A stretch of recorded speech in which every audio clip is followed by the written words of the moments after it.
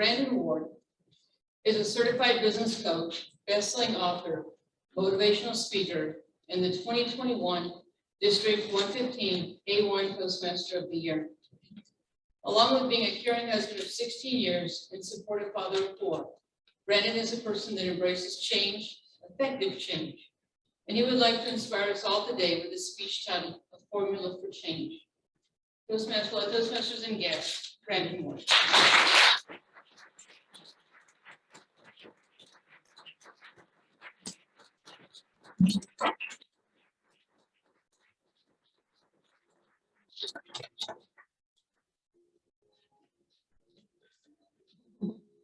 It's going whether you want it or not.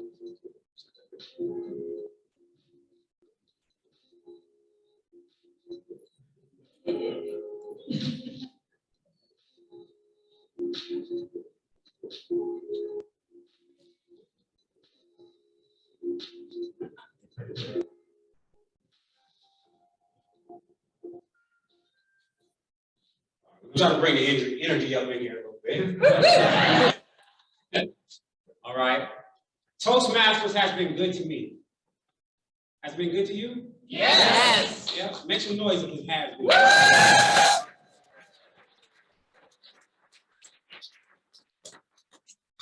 Truly, Toastmasters has been a life changer for me. It has completely changed everything about the way I perceive the world, how I approach the world, and how I receive the world. It has completely shifted me. Before joining Toastmasters, I was just a manager. I did 10 years managing the College of Southern Nevada, 85 employees, just leading that team to success. And it was at some point in time, I felt like I needed more, but for some reason, I wouldn't take that chance to change. Has anybody never been stuck? Yes. Yeah, definitely. If you experienced 2019, and just, I just want to thank the Creator that we all survived, because we all are survivors. Go ahead and give yourself a round of applause.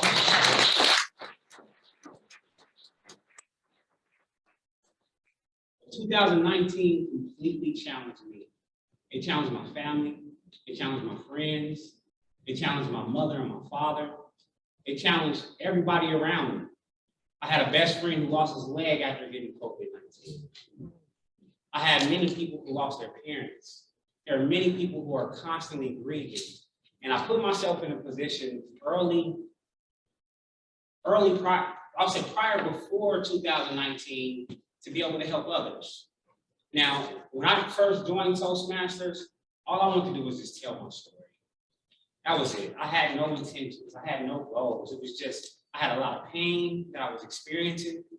And I had a lot of things that was going on in my mind and my heart, and I needed to find a way to let it out.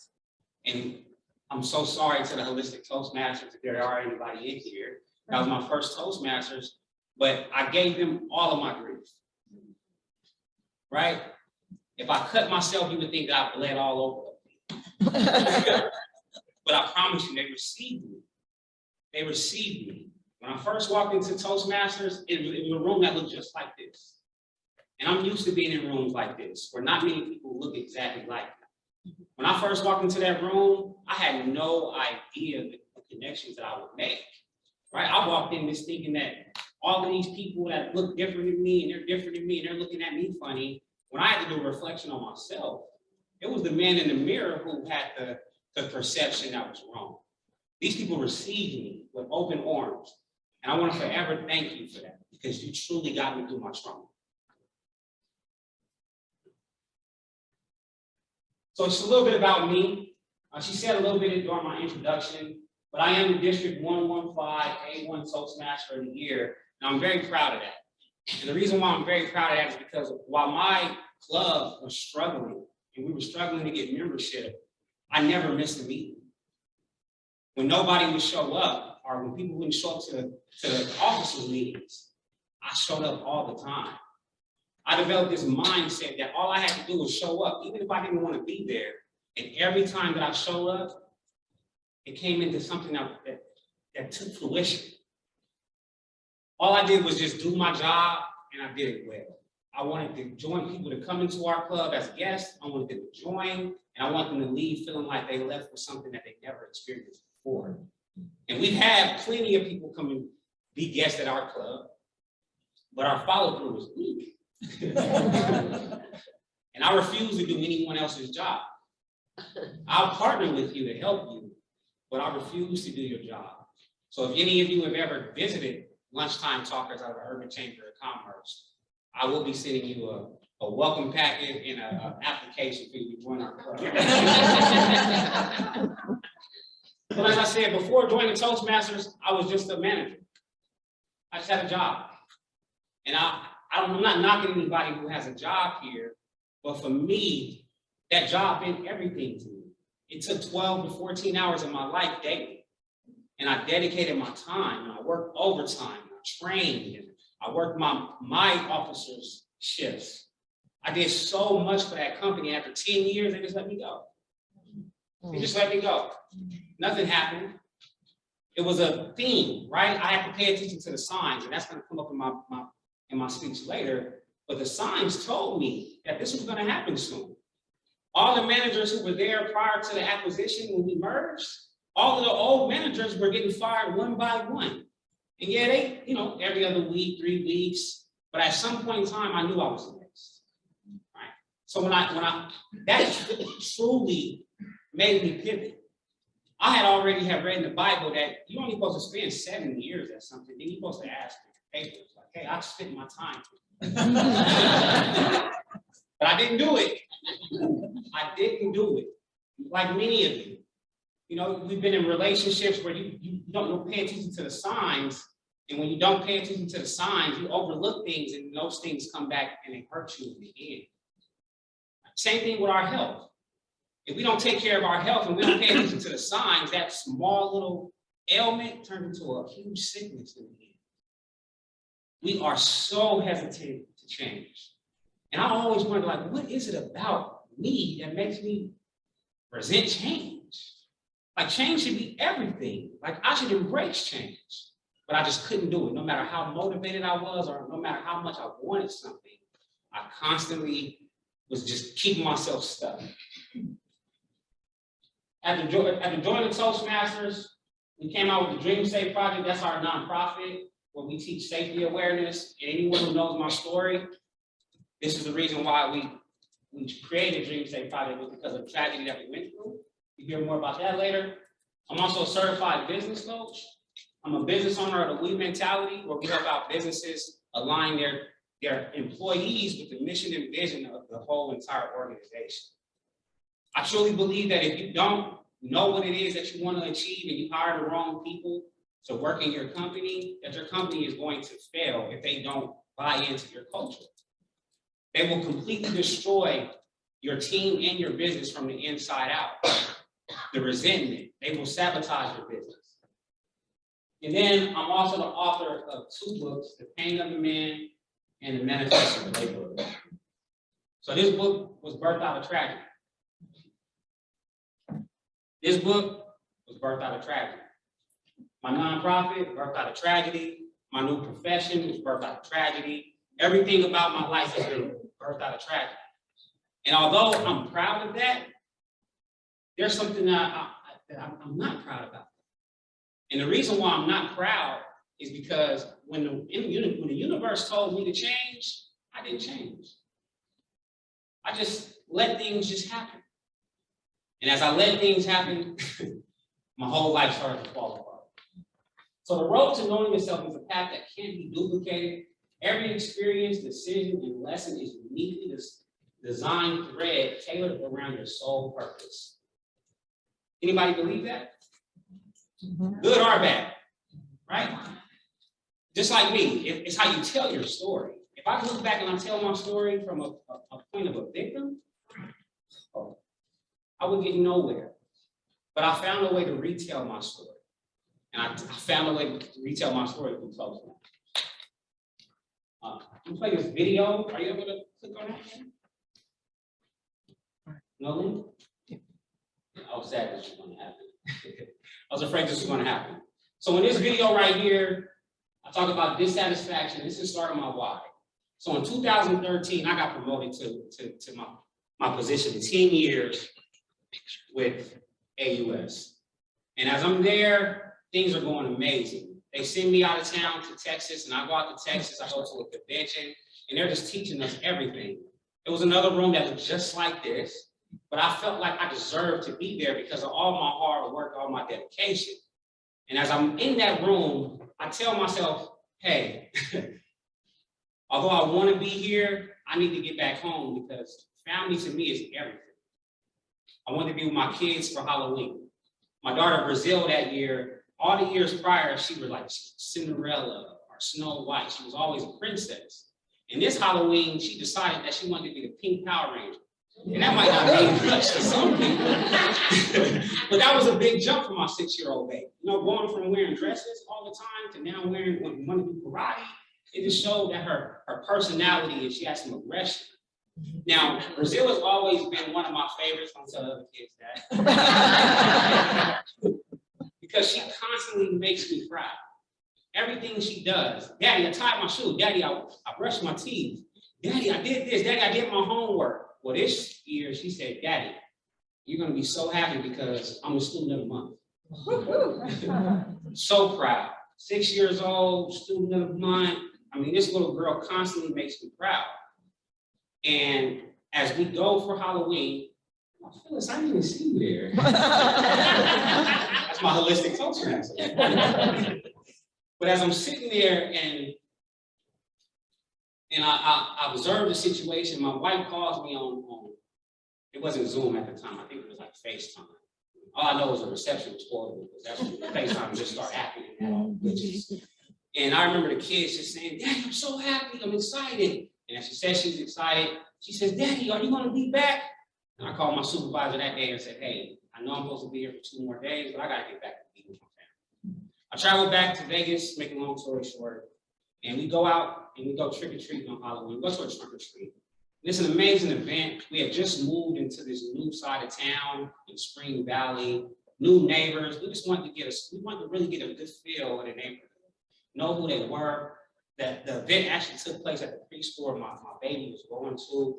And as we're out there, we're having a great time. We're jumping, we're listening to music, we're eating food. And my daughter says, hey, Dad, now I'm having the best Halloween ever. She says, but you know, it's Thursday and homework is due tomorrow on Friday. So I need to get home and finish my homework. And I look down and I say, I'm so proud of you. And as I say, I'm so proud of you, she just looks at me with the biggest, brightest eyes and a smile. And I gather my family up, and as we gather our family up, she had like 3 bags of candy, so it was kind of fun. As I'm sitting there and I gather up my family, Brazil, we take our step into the street. Brazil's to my left, my wife is to my right. I'm pushing a stroller, and then my son is to the right as well. And as we go into the street, it's 25-mile-per-hour zone. And you know how you make an effort to walk into the street and you wait to see if the car is going to yield for it. Well, I stepped into the street and the car didn't yield at all. So we stood back, and as we stood back, I'm yelling at the car, hey, what are you doing? There's kids playing out here. And as the guy just continues to go down the street, I'm not paying attention to my 6. And as I'm looking this way, all I hear is an engine roaring from the right. And the same car I was speeding was getting chased by another car. And as that car comes directly at us, we all had to make a decision of what we were going to do. Me, I held back and pulled the stroller back. And as I pull the stroller back, I hear a loud bang. And I'm looking around, and I see my wife to the right. I see my son to the right. I see the stroller across the street. But I held on to the stroller. But for some reason, I let the stroller go later. As I'm looking for my daughter, Brazil, she's nowhere to be found. The car who drove by, they stopped at the corner, was about 100 feet away. I immediately run after that car. And as I'm running after that car and the driver is sitting in the driver's seat, I see my daughter in my periphery. And I check her pulse, I check her breath, and she's lifeless. I adjust her body. My first job ever, I was a lifeguard. So the first training I ever had was in CPR. It was the first thing I ever learned. I get down and I do 30 compressions, 2 breaths, nothing happens. I do another 30 compressions, 2 breaths, absolutely nothing happens. I do another 30 compressions, 2 breaths, nothing happens. But a guy taps me on the shoulder and he says, "You're doing everything perfect. I am a doctor. Continue to do what you're doing." I said, "God, please help me. I cannot lose my baby." I do another 30 compressions, 2 breaths, and my daughter, now all I feel is her heart beating a million times. I mean, it's so fast and so hard. And all I can do is sit there and just think, now, God, just get the paramedics to the scene. Because I've done all I can do. I don't know what to do from here. My daughter sat there and she had this sound coming from her because she was unconscious. And it was like a sound. And as I'm sitting there, I'm listening to her continue to breathe. And I'm just like, please, just let the paramedics be here. So as the sirens are, you hear them from a mile away. They're so faint. And as they get closer and closer and closer, they get louder. And as they get louder, I'm getting excited. But the crazy thing is I have tunnel vision. I don't know what's going on around me. My whole entire scene, it was just, you would have thought it was just me and her sitting there in a deserted desert, just waiting for the sirens. When the paramedics finally got there, they put Brazil on the machine and they took her to UMC. Tiffany goes to UMC, I stay back. And as I stay back, I have all these people trying to console me, but I can't talk, I can't move, I'm in complete shock. I don't know who it was, but they said, "Hey, come to my house." And when I went to this guy's house, one of my neighbor's houses, he says, "Use my phone." I call my best friend. My best friend, he comes to get me. We go to the hospital. When we get to the hospital, it's just like the scene on TV. The doctor walks in with his white coat. He comes through the doors and he says, "Your daughter is very sick. Your daughter has a 10% chance of living. We have to do a craniotomy, where we have to do surgery on her skull and take a piece of her skull off and put it in her stomach so that the swelling of her brain can go down and she wouldn't be handicapped." And I'm sitting there and I'm just in a daze. Tiffany says, "What if she comes back as a vegetable?" In my mind, I'm like, I'm gonna take whatever that God is gonna give us. Long story short, fast forward, Brazil continuously gets better. She sits in a two-month coma, and as she exits out of her coma, she continues to get better and better. She was released from UMC the day after Christmas and was taken to a rehab facility. And all this time that my daughter is getting better, I'm getting worse. I'm not paying attention to myself. I'm not eating, I'm not working out, I'm not getting the sleep that I need. I'm taking caffeine to stay up, and I'm drinking to go to sleep. Right, the worst diet you can have. Luckily, I wasn't smoking cigarettes at the time. As we get through this process, I learned so much about myself because they say, go to counseling. I go to counseling, and the counselor, we just didn't relate. She couldn't help me. And I said, you know what? I got to find something. I cannot continue to hurt myself and just take caffeine and take sleeping pills. So what I did was I got deep into personal development. Anybody know Les Brown? Yeah. Well, I love Les Brown. If anybody know him in here, please give my number. I would love to meet him. Les Brown changed my life because during his speeches, he used to say things like, "You got greatness within you. Right? You got greatness within you. Find your purpose." Right? It was just so much motivation. I bought all the books. I watched all the YouTube videos. I listened to everything I could. I immersed myself in Les Brown. But then I also started reading a book by Eckhart Tolle. Anybody ever heard of him? Yes. So Eckhart Tolle has a book called The Power of Now. And he says that depression is just a thought of the past. Anxiety is a thought of the future. Your power is in the now. And what I realized is that every time I thought about the person with my daughter who still hasn't been caught, it would change my way of being. It would change my perception. I would get so upset. I would get angry. And when I would leave the house, I would just look for somebody to cut me off. look for somebody to say something wrong to me. I just wanted to lash out and put all that anger on somebody else. And many of us do that. I had to check myself. But there were some ways I checked myself. So, real quick, because I really don't like for you guys to sit down the whole time, this is where you become part of the presentation.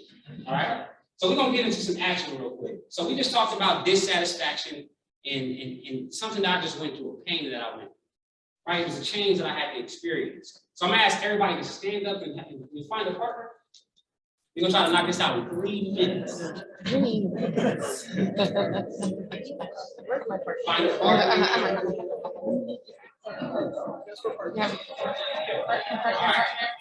Anybody don't have a partner, raise your hand. Anybody don't have a partner? Anybody who does not have a partner, raise your hand. Everybody got a partner. Everybody has a partner. All right, we got one in the middle who doesn't have a partner. Right? So you don't have a partner right here, friend? All right, here we go. I think we all partnered up. All right, so we're going to play a game real quick. So stand around a partner. We say one that you've never met before, but it's okay. So what I want you to do real quick is I want you to face your partner. You got 10 seconds to remember what they look like. We got 10 seconds. 10, 9, 8, 7, 6, 5, 4, 3, 2, 1. All right.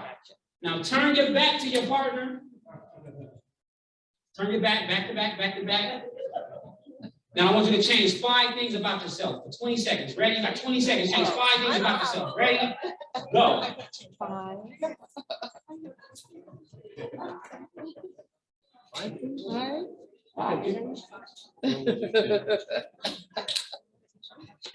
10, 9, 8, 7, 6, 5, 4, 3, 2, 1.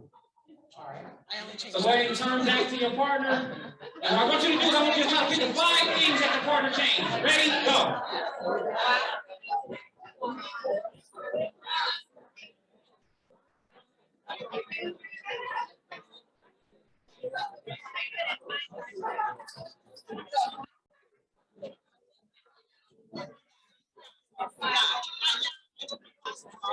All right, stop.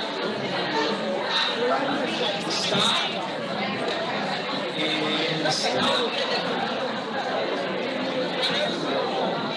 All right, we go 1, 2, 3, 4, 3, 2, 1, 0. All right.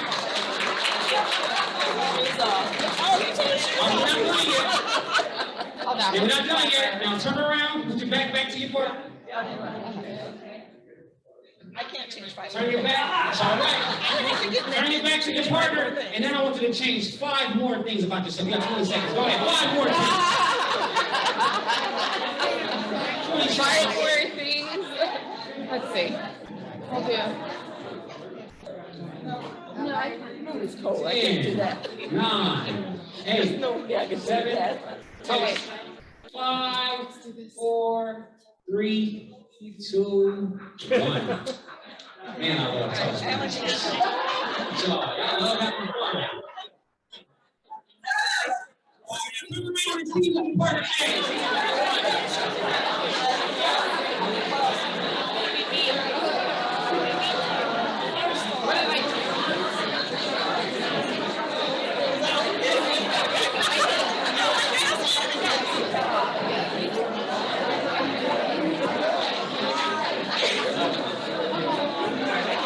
Here we go.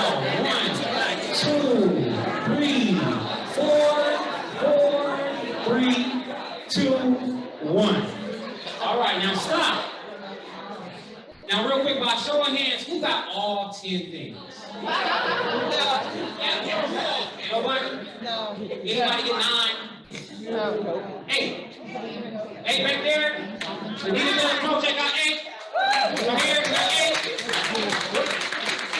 Anybody get 7? 6? 5. All right, perfect. Good job.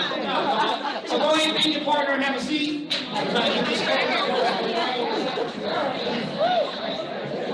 What's that? So this is one of those exercises you gotta do when you got the speech out before lunch.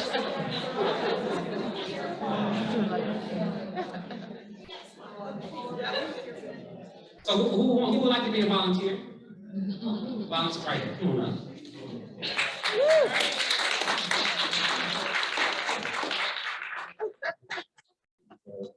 Carol, so what was your behavior during the last game? My behavior, I enjoyed it.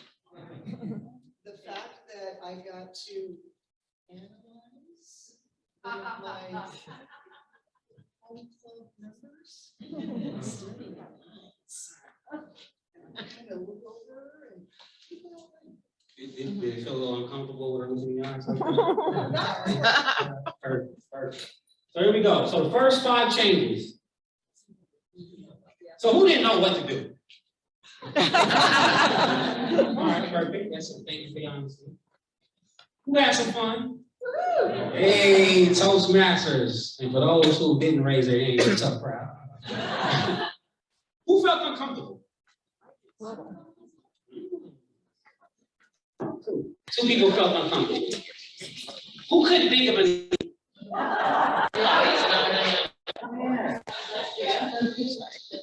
And then what else? What else did you notice? Carol? I noticed that we all enjoyed participating. And the fact that we stepped outside of our comfort zone, which is what Toastmasters is about. Exactly what Toastmasters. I think you kind of took the speech away. That's good. All right, go ahead and thank Carol and have a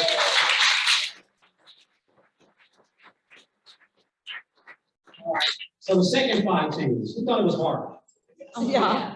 Definitely harder, right? Change 5 things about yourself, try to find another 5.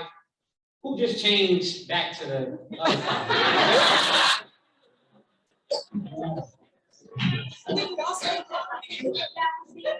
The easiest way. Exactly. See, y'all hear that? That's the easy way. All right, here we go. Who did some market research and cheated? Meaning you looked at other groups to see what they were changing. Right here. That's my researcher right there. Right? That's my research. Ain't nothing wrong with that. That's how we do it. Who got more creative? Who put themselves outside the box? Yeah, that's right. Yeah, that's a lot right here. Right in here. Who just changed back to normal? Yeah. Right? You change 5 things about yourself and then change right back. Who did that? Oh, yeah. Back to your old self. And was there anything else? Anybody notice anything else?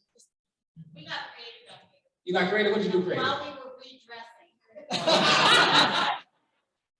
Said, tell me 3 things I don't know about. I love it. I love it. You guys have a connection? No. All right. That's what Toastmasters is all about. All right, so real quick.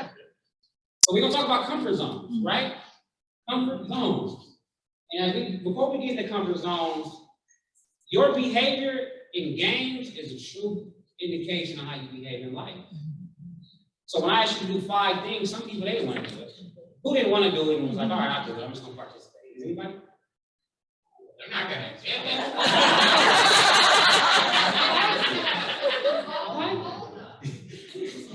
We volunteered. You know, yeah, you're right. Volunteered.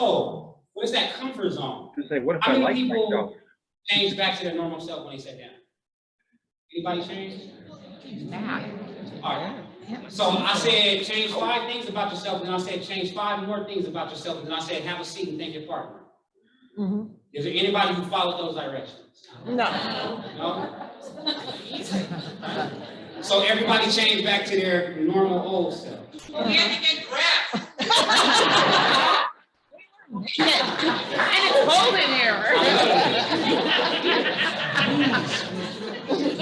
So I want you to pay attention to, I want you to truly pay attention to your behavior and how you played the game. And if you did change back to your old self, this is how we constantly behave. We go to seminars, we go to workshops, we change things, and then you know what we do? We get uncomfortable and we go home and we change right back to our old self.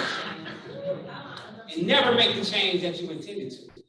So what I want this crowd to do is I truly want you to embrace change. Not only embrace change, I want you to be proactive about change. super proactive. It has to get to the point to where you just love the discomfort of the feeling of change. I told you in the beginning that if you don't change, then the universe will make you change. And that's a true indication of my story. Because prior to my daughter getting hit by a car, I was just the same person for 10 years. Never changing. I didn't go for personal development. I didn't grow. I didn't try to expand my network. I didn't have aspirations of starting a business. I definitely wouldn't have got on stage and talked in front of you if it didn't have a dollar amount connected to it. I was selfish. I was extremely selfish. And I truly feel like the universe has a way of humbling us and teaching us a lesson. And so I embraced all my lessons. In my book, The Pain of a Man, I talk about all the pain that I went through, but I say I deserved it. I accept it. I accept it. I am the dictator of my story. And if I tell you the story from the pain of the man and how I was defeated, why should I even be up here? But no, I told myself that I'm going to turn this pain into a passion of mine, and I'm going to help others get through their pain. And I'm going to help others get from being stuck and move forward and try to become their best self. And if for some reason you can't figure it out, we're going to dissect, we're going to assess, and we're going to figure out what it is that's a problem in your life. So when we talk about comfort zones, people really don't understand this, and this comes out of the manifesting playbook. But if you in your comfort zone, that's just shallow waters. Right? Nobody, you don't get wet. You might get your toes wet, but it's shallow waters. You get no experience. When we get into the panic zone, it's a little bit different.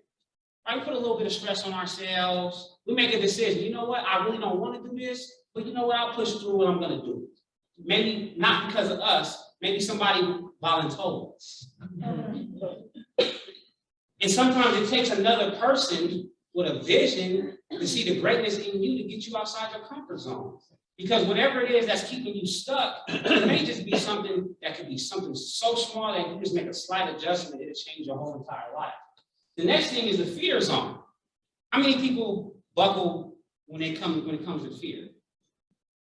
Well, I definitely, right? What it is you have to know what it is that you fear. If it's not what you fear, it may be something you tell yourself you don't want to do. I'm just not going to do that. No, you probably fear. And you need to have a conversation with yourself. Because if it is something that you fear, it is going to take some steps for you to overcome that. Because on the other side of that fear is your success. And it usually happens that way. Those when the breakthroughs happen, when you have a breakup, a break apart, a breakthrough, that's what happens. Usually through the sad times. Next is the learning zone. That if I want to change, I can't just make the effort to change. I have to learn. I got to go get the skills. I got to go take the class. Right? Not only am I going to get the experience, but I'm going to learn completely from this. And although I'm taking myself out of this situation to where I feel myself, I'm uncomfortable, I know that I have the guidance and I know that I have the skills and abilities to get through this. I watched some very victorious people step on the stage prior to me. And I was wondering, if I come up here and if I don't say things right, are they going to laugh at me? Are they going to make fun of me? But no, it's Toastmasters. If I'm going to make any mistakes, I'm going to make it right here on this stage. Definitely, I'm going to make it right here. Next thing is the growth zone. Growth zone is where you face all your fears, all objections, everything. It's honestly, you really don't have any other place to go. When my daughter got hit by a car, I had a choice. I can sit there and just be mad and angry all the time, or I can try to find purpose. And I found purpose in that pain. And as I found purpose in that pain, it just gave me a new life. I became a new husband. I became a new father. I already had kids, and I was already married, but I'm saying I became new, a total brand new man. I saw my life as different, the vision, right? The vision of what I could accomplish, it completely extended, it grew. Kind of like over the last 3 years. I don't know what's going on in the universe, but there's more opportunities for me than ever before. And I'm pretty sure that there's not people in this audience who feel the same type of way. I have a best friend, and he'll tell you that the world is as bad as it's ever been. 86 years old. My man been around for a long time. He's from West Virginia. And he just, this is the worst time it's ever been. Well, for me, it's the best time it's ever been. So what universe are we living in? What's different about my perception and your perception? What's different about the opportunities that I'm getting and the opportunities that you're getting? I'm pretty sure that if you try, no one's going to stop you. And I'm going to tell you right now, there's no one against us. There's really nobody who wakes up every morning and say, you know what, I'm going to try to sabotage that person's life. I'm too busy. You too busy. We got kids, we got responsibilities, we got staff, we got businesses. We can't even worry about anybody else. So there's a formula for change, and this is the name of my speech. And I hope that the lady who speaks after me doesn't go for this. So the formula for change is dissatisfaction times vision, time plus your first step. It must be greater than resistance. Now we've already talked about dissatisfaction. My daughter got hit by a car. I had to make a change in my life. That was a dissatisfaction. Some people have been through divorces, breakups, deaths, many things. Some people have been sick. Your dissatisfaction can come from anywhere. Next, what's the vision? Because in order for you to get through a tough situation, you got to see it through. You have to have the hope and the faith that, look, whatever happens in this situation, I'm going to come out strong. When my daughter got hit by that car, I told myself, I am not going to come out this situation weak. Matter of fact, I changed so much, you would have thought I was going to be a pastor. Phyllis heard me. I'm Jesus, the Bible, Jesus, right? Just changing, right? And as I'm learning so much, and I learned more, now my mind was shaped. And now I would learn about ancestors. And then I would learn about other things. And I would learn about people, different beliefs, and Hinduism and Buddhism. I started to learn. I even bought a book from a guy who was an atheist. I just wanted to hear why he thought the way he thought. Right? I started to seek knowledge because knowledge was feeding me. Not only was it feeding me, it made me stronger. It made me just see the world a totally different place. And I had so much more passion about living. The other thing, first steps, we'll go over that, but it doesn't matter whether you got so much dissatisfaction, you can have the best vision in the world, you got all the support that you need, you can know exactly what to do. If your resistance is greater, you're not going to achieve it. You're not going to move. Matter of fact, you're just not going to change. You're going to change right back into your normal, comfortable self like you just did prior to that game. So when you run from your problems, what do they tell you? They just get bigger. Right? I mentioned this earlier. I didn't notice when trauma was going to hit. Right? And sometimes, that was like a freak accident. Who could have predicted that? But the way the universe works, it usually does let us know when things are happening. Right? My dad, I'm not even going too deep into his business, but my dad was doing the wrong thing. My mom and my dad are separated. Matter of fact, my dad just had 2 kids. I got 3 brothers and sisters that are like 2 years old. So my dad is going strong. They're all younger than my kids. They're uncle. But what you got to realize is that when you're on this road of life, it just lets you know when problems happen. You got a check engine light in your car that tells you that something is coming wrong, something is loose. It ain't broke yet, it's loose. Right? The fluid is getting low. It's not completely gone yet, but it's getting low. And sometimes we just ignore it. So it's very important that we listen to the taps when life is trying to tell us something. Right? Pay attention to the taps. And don't be afraid. Handle it. A lot of people, they go to the doctor and they feel sick, they don't want to hear the results. They just don't want to hear those things. It's very important that you go early so that the doctor can take care of whatever it needs to take care of before it has any damage on any of your other organs or faculties in your body. And if you don't take care of those things, it's going to hit you like a Mack truck. Right? That's what happens, Mack truck. Anybody ever been hit by a Mack truck in life? Those comes in many different ways. Mack truck. Yeah, it can be many things. So it's very important that we just pay attention to those things. And that feels like a 2x4. If you don't pay attention to the taps and you get hit with life, that Mack truck, you can't not embrace it. You got to embrace it. Sometimes we sit here and we say, look, I'm going to be disciplined. I'm going to do everything I need to do to fulfill this. And then we get hung up and we don't do it. We don't do those things. So then when it comes to visualizing, right? I always tell people this, it can be easy. You work for a business, you go into there, you hear about their culture, you hear about their mission, or their vision, their mission, then you hear about their core values. And a lot of times, if you don't pay attention to those things, you won't understand the company. So you always pay attention to that vision statement, because that vision statement, it tells you where you're going or what you're trying to achieve. That mission statement is going to teach you how are we going to achieve it. So my vision is to impact 1 million people in this world. How am I going to do it? Speaking on stage, workshops, writing books, writing courses. That's how I'm going to do it. But I can't do it all myself. I need a team. I need people that have the same passion and the same desires to be right there with me. So it's very important that I be intentional and paying attention to who the universe is putting around me, who don't know what they want to do, who needs a new platform to serve, and I have that. So what is your vision? You don't just look at it as a company. What is your vision as a person, as an individual? What do you want to achieve? What do you want to be known for? What do you want to be remembered for? What's the one thing that before you leave here, you want them to say, hey, put this in my obituary that I've completed this. It's very important that we start working towards that, right? Because once you figure out what that vision is, it puts your life on a GPS. Your life, you know exactly which route to go. When I played baseball, I knew I had to play little league, then I had to play middle school, then I had to play high school, then I had to play college ball, then I had to get drafted, then I had to play minor league ball, right? It was a whole process. Everything has a process, even speaking, right? You want to be a speaker, join Toastmasters. And then if Toastmasters isn't enough, then join the National Speakers Association. And if the National Speakers Association isn't enough, talk to your peers in your group, because these people have did it. They've experienced it, right? Know what it is. Next is your mission. How will you get there? What's the direction that you're headed in? Right? That mission is everything that I need to do to achieve it. And if you're not doing what you need to do to achieve your vision based on your mission, then you're out of alignment.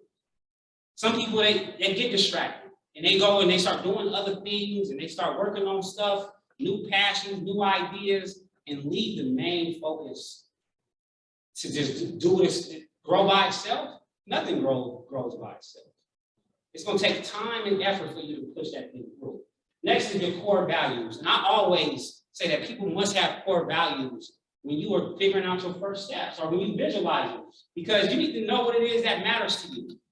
One thing about me, somebody said, it was honesty. I just did a meeting before here, and they said, what's the most important thing that any characteristic that anybody must have? He said, honesty. I need honesty, I need respect, I need hard work, I need commitment, I need drive. I need people that's willing to get outside their comfort zone, because we got to grow if we're going to grow. But more than anything, I need people that are passionate about helping others, right? If you're not passionate about others, we're not aligned, and there's nothing that we can do to help one another. Now we're going to go into our first steps. And when I say first steps, I say it's a science to changing. Sometimes we say we want to change and we just think we're going to wake up and brand new me, I'm up, I got it, I'm ready, take on the world. And then you walk downstairs, and you go, what I do? Let me go on social media. Now you go on social, and then you're trying to do what they do, right? Don't start there. Start with the assessment of your life, with who you are as a person. What they say? They say, what type of fruit are you bearing? Are you even bearing any fruit? Because if your life isn't bearing any fruit, then you probably need to make an adjustment and you need to make a change. One thing we do is we do assessments. Anybody ever taken a DISC assessment? Yeah. I've been hearing a lot of colors flying around the Toastmaster world as well. Right? A lot of similarities. But I love the DISC assessment because that's what we sell. But more than anything, I love the DISC assessment because there's never been an assessment that has told me about my personality and my behaviors.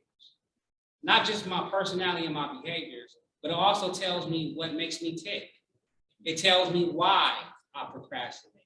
It tells me why I'm motivated about certain things. I remember when I went into that first Toastmaster meeting, I said everybody looked different to me. I just looked at everybody like a color, like a coloring box. And now with the DISC assessment, I come in and I look at you for your personality. Are you fast-paced? Are you slow-paced? Are you individualistic? Are you a team player? I want to know those things. Are you more task-focused? Or are you more people-focused? And I think that anybody is wrong for being either or. But what I do care about is that you're in the right spot in your life. Because if you are worried about people, then you should be impacting people. You shouldn't be pushing paperwork and doing things like that, being a support system. You should be impacting people. There's some people who deserve to be on the stage, and there's some people who want to be in the background. Never put a person who wants to be in the background on the stage, because you're just putting them in a position to fail. Put that person who wants to be on stage, the high eyes, those are the parents, those are the influential people, outgoing people. You put those people out front, right? You put the high C's, the conscientious people, you put them in the background, because they're not going to make a mistake. They move at a slow pace. Accuracy matters more than anything. But and then you got your essence. Your essence is the most steady support person ever. These are the people that you want on your team. Right? They don't want to get in the front. They're not begging to get their name out there. No, they just want to support you. And then you have your D's. Now the D's used to be the people I didn't like, because they were totally opposite of me. These people were the people with the high drive, task focus, get the job done, no personable, too many skills. It was just about getting the task. Once I learned this, I said, oh man, I can communicate with anybody, because I'm not expecting you to adapt to me, I'm adapting to you. I want our communication to be effective. I want our club to be effective. When a guest comes into our club, if they don't want to participate, I don't have them participate. Don't force them to, right? Let them chill back. A lot of times, if they come back a second time, they will participate. And if they don't participate the second time, you got to be slow with those people. Invite them to come back a third time and get them involved. So how does your brain respond to everyday life? Do you really know? Do you really know what makes you tick? Not just the feeling, the emotion, what makes you sad, what makes you happy. Is that right?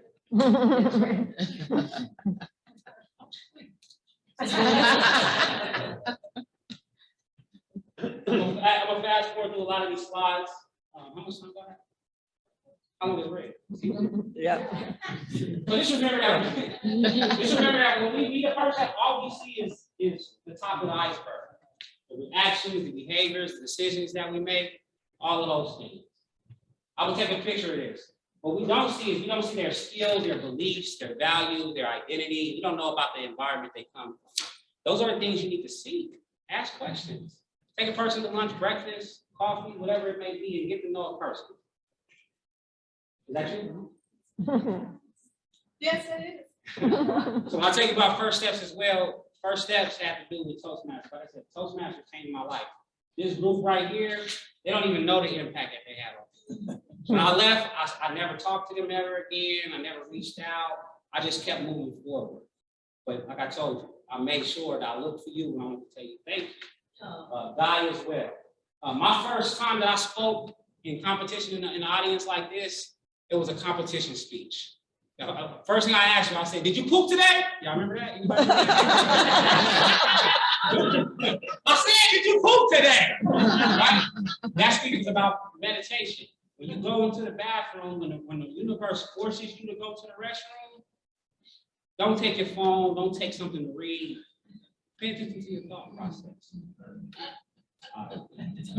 Change will not come if we wait for some other person or some other time. We are the ones that we've been waiting for. We are the change that we seek. And when we talk about resistance can come in self-limiting beliefs. Many a times we think that we can't get the job done. We think that we can't do it. Somebody either told you and you believe them, or you just don't like yourself. It's time for us to start loving ourselves again. Having a lack of discipline is not an excuse. You got to get outside your comfort zone and force yourself to do more. Sickness and illness will be a big resistance. It's very important that we take care of our mental and physical health. When we say mental health, if you got to get professional counseling, get it. If you got to go get a book, get it. Wherever you can get your mentor, use that to take that step forward. And lastly, fear. There's nothing to fear. I promise you. I don't even fear going over the light.